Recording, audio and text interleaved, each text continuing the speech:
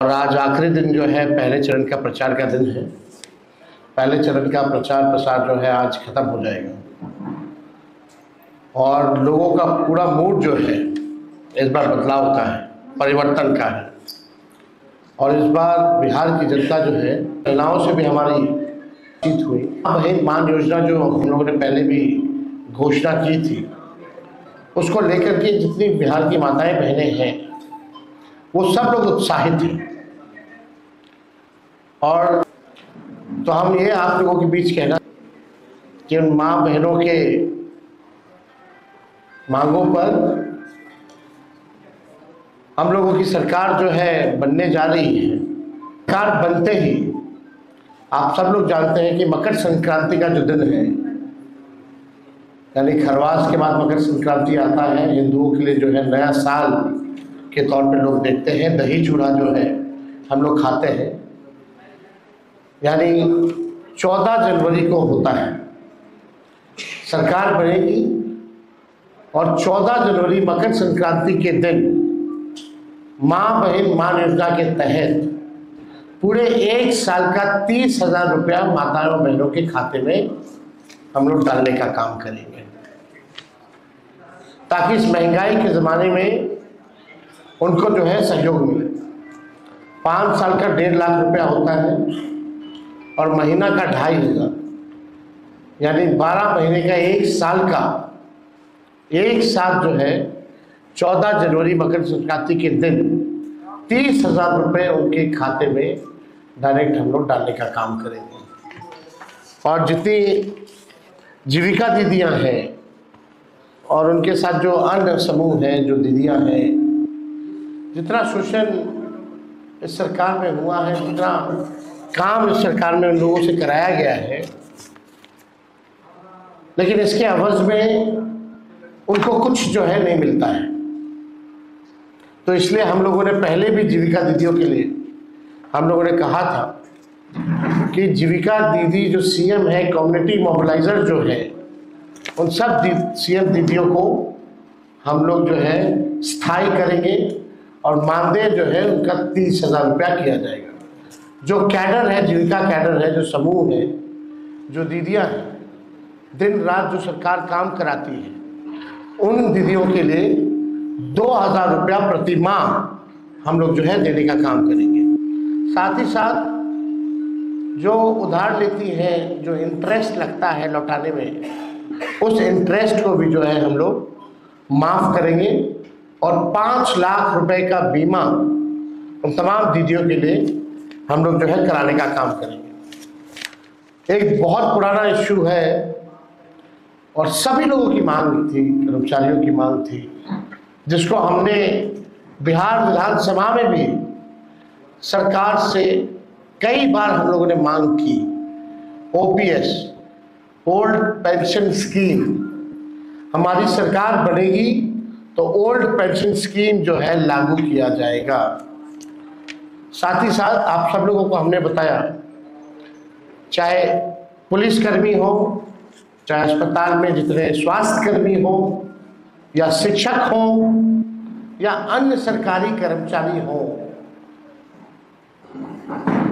उनका जो home district है 70 किलोमीटर के दायरे में ही ट्रांसफर पोस्टिंग जो है हम लोग करेंगे। और लोगों की भी मांग है, नर्स वगैरह, हम तो स्वास्थ्य मंत्री रहे हैं, इस पे भी हम लोग काम कर रहे थे। लोगों की मांग थी, नर्सेस की मांग थी। ये चंपारण की रहने वाली है, आप उसको जम्मू ही ट्रांसफ़र कर दिए, वहाँ रहना पड़ता है, खर्चा जो है बढ़ता है। इसको देखते हुए उनको तकलीफ ना हो, इस वजह से 70 किलोमीटर के अंदर रेडियस में ही उनका जो है ट्रांसफर पोस्टिंग जो है कराया जाएगा। और एक बड़ी घोषणा हम लोगों ने, जिसका हम लोगों ने प्रण पत्र में भी दिया है, इसमें कुछ अन्य बातें जो है जो हम बताना चाहेंगे किसानों को लेकर के। जो धान का हो या गेहूं का हो, एमएसपी पे इन लोगों को आज भी सरकार में इन 2 फसलों पे एमएसपी पे अभी भी नहीं मिलता है। दिया जाता है किसानों को, एमएसपी पे नहीं दिया जाता, उससे जो है कम ही जो है किसानों को मिल पाता है, बिचौलिया जो है उनको फ़ायदा होता है। हम लोगों की सरकार आएगी तो किसानों को प्रोत्साहन के रूप में जो धान का एमएसपी के अतिरिक्त 300 रुपये प्रति क्विंटल के दर पर अतिरिक्त बोनस का जो है भुगतान किया जाएगा। यानी जो धान का जो न्यूनतम समर्थन मूल्य है उसके अतिरिक्त 300 रुपया जो है हम लोग देंगे, और जो गेहूं खरीद पर न्यूनतम समर्थन मूल्य के अतिरिक्त 400 रुपया प्रति क्विंटल जो है दर पर बोनस जो है उन किसानों को दिया जाएगा। यानी धान का अतिरिक्त 300 रुपया एमएसपी के अतिरिक्त, और गेहूं का एमएसपी के अतिरिक्त 400 रुपया जो है प्रति क्विंटल हम लोग जो है करेंगे। साथ ही साथ राज्य में जो किसान हैं, सिंचाई जो करते हैं, इरिगेशन का आप जानते हैं जो काम जो होता है, बिजली लगता है, बिजली जो है महंगा है बिहार में, देश में सबसे महंगा बिजली है तो बिहार में। तो जो भी हमारे किसान जो सिंचाई के लिए बिजली जो इस्तेमाल करते हैं, सिंचाई के लिए उन किसानों को बिजली मुफ्त में हम लोग दिलवाने का काम करेंगे। तो ये बड़ी बात है और इससे किसानों को जो है भारी राहत जो है मिलेगा। यानी जो सिंचाई होगी वो उसका जो बिजली जो खर्चा जो होता है वो फ्री जो है हमारी सरकार बनने के बाद हम लोग करेंगे। अभी जो स्थिति है, राज्य सरकार जो है 55 पैसा प्रति यूनिट जो है लेती है, लेकिन इसको 0 कर दिया जाएगा। राज्य के सभी जितने पैक्स, सभी पैक्सों एवं व्यापार मंडल के अध्यक्षों को जनप्रतिनिधि का दर्जा हमारी सरकार आएगी तो देगी।